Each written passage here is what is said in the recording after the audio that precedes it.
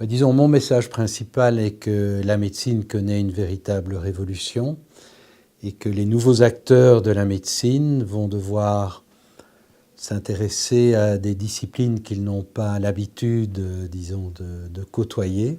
Ils vont surtout devoir apprendre à collaborer entre eux.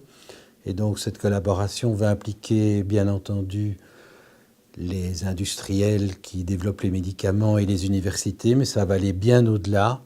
Et en particulier, il va y avoir un rôle grandissant des agences réglementaires et des associations de patients. Je pense que l'éducation du public est fondamentale. Je pense qu'elle doit démarrer très tôt, dès l'école. Et je pense qu'il faut que chaque citoyen apprenne d'abord à se prendre en charge, à se préoccuper de sa santé, à savoir que finalement, l'individu lui-même est le mieux mis pour se connaître et qu'il utilise aussi les différents outils qui se développent pour effectivement suivre son état de santé. Même quand on est bien portant, bien, on est le mieux à même de détecter les signes d'une maladie débutante. Et je pense que si on engage plus les citoyens, je ne parle même pas des patients, je parle les citoyens, même les gens bien portants, à se préoccuper de leur santé, à la suivre. Je pense qu'ils comprendront effectivement ces changements aussi par rapport à leur relation avec le médecin et le personnel soignant. Il y a un risque, mais je pense que le mouvement est irréversible. Donc je suis convaincu qu'effectivement, chacun va se préoccuper beaucoup plus soi-même de sa santé, va prendre les informations à différentes sources. Donc ça, je pense que on va devoir faire avec, comme on dit, et je crois qu'il faut simplement accompagner ce mouvement. Enfin, simplement, c'est pas si simple, mais il faut accompagner ce mouvement. Et encore une fois, je crois que l'éducation est fondamentale, mais je crois vraiment que le mouvement est irréversible. Donc je pense qu'il y aura eu un avant et un après avec ces nouvelles technologies.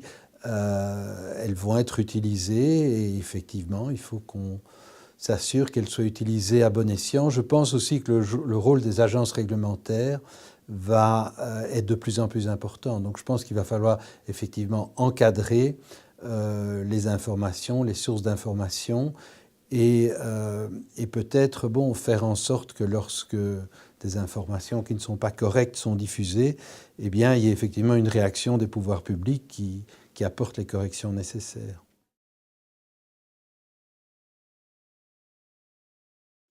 Alors, je pense que ce scepticisme, c'est surtout des dangers vraiment très importants qu'il véhicule. Je pense par exemple à tout ce qui se passe autour des vaccins aujourd'hui, où ce scepticisme autour des vaccins conduit à la réapparition de maladies. Bon, récemment, une patiente est morte de la rougeole parce qu'elle n'était pas vaccinée. C'est complètement, disons, ahurissant de voir ce qui se passe dans ce domaine, sachant que là encore, bon, la vaccination, c'est aussi un geste de solidarité, parce que, bien entendu, lorsqu'on est vacciné, on se protège soi-même, mais aussi on protège, disons, ses proches. Et donc, enfin, c'est un exemple. Donc, personnellement, je pense que le scepticisme, mais en tout cas, lorsqu'il repose sur des faits qui ne sont pas avérés, il faut arriver à le contrecarrer. Maintenant, que ce soit la responsabilité des scientifiques, du corps médical, d'expliquer, de pouvoir reconnaître aussi bon, ce qui ne sait pas encore, voire même des erreurs qui sont commises, ça c'est très important. Je pense que bon, cette approche rationnelle des choses, elle n'est peut-être pas vraiment dans l'air du temps, mais je pense qu'il faut continuer à se battre pour qu'au bout du compte, ce soit la raison qui triomphe. Un des points sur lesquels j'ai insisté à la fin de mon exposé, c'est que je pense que les qualités que vous évoquez, on a beaucoup parlé d'empathie, le fait de pouvoir effectivement considérer les choix du patient. Et en fait, bon, ben, parfois, ce ne sont pas effectivement les big data ou la médecine factuelle qui va guider l'attitude médicale, mais ça doit faire l'objet effectivement d'une discussion avec le patient qui peut éventuellement préférer des modalités thérapeutiques qui ne sont peut-être pas celles qui seront efficaces chez le plus grand nombre, mais qui correspondent le mieux à ses choix personnels. Donc ça, je pense que éduquer les médecins et les soignants à pouvoir effectivement mieux écouter et traduire les préférences du patient dans les décisions médicales, je pense que c'est d'autant plus important aujourd'hui qu'il y a effectivement l'intelligence artificielle et tous ces outils qui pourraient effectivement éloigner ces considérations essentielles dans les choix qui sont faits. Je pense que le bon médecin de demain, eh bien, il devra effectivement pouvoir faire appel à toutes ces technologies, pouvoir, disons, recueillir les informations que lui apporte l'intelligence artificielle. Mais son rôle, ça va être de traduire ces informations, ces technologies, dans des choix thérapeutiques à la suite, effectivement, du dialogue qu'il aura avec son patient.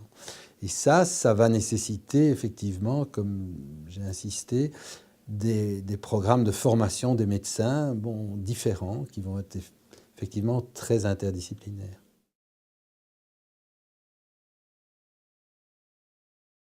Écoutez, c'est la première fois que j'y participe. Je trouve que c'est vraiment un forum très impressionnant dans la mesure où il met en contact les acteurs du domaine, dans ce cas-ci, le domaine de la santé, et vraiment les intervenants que j'ai entendus aujourd'hui et qui nous rejoignent demain sont vraiment des scientifiques, des médecins de tout niveau et le grand public. Et je pense que dans notre vie, on a peu l'occasion d'avoir ce type de dialogue de manière aussi ouverte aussi. Je trouve que le public, on voit qu'il réagit, il est attentif, il peut être critique. Et donc, moi, dans mon expérience personnelle, c'est disons, une configuration assez unique. Donc, ce que je souhaite vraiment, c'est que, ces tables rondes vont rester effectivement cet endroit de rencontre, voire même de confrontation entre les acteurs et disons, et le grand public. Écoutez, moi je voudrais simplement peut-être remercier effectivement les organisateurs de ces tables rondes et leur dire que je pense qu'ils remplissent une mission très importante pour le futur de la santé, qui est justement d'assurer le climat de confiance qui est indispensable entre les patients, la société et les acteurs de la santé. Cette confiance est aujourd'hui mise à mal et je pense que des initiatives comme celle-ci contribuent à la restaurer.